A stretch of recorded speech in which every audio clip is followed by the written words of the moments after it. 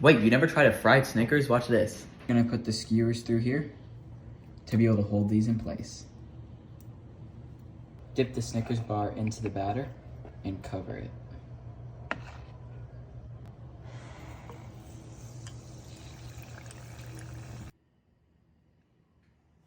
Okay, so here's the Snickers bar.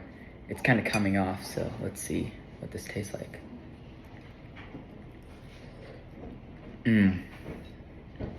Oh wow. It's really good. It just tastes like melted chocolate with nuts in it. Dipped with a little bit of powder.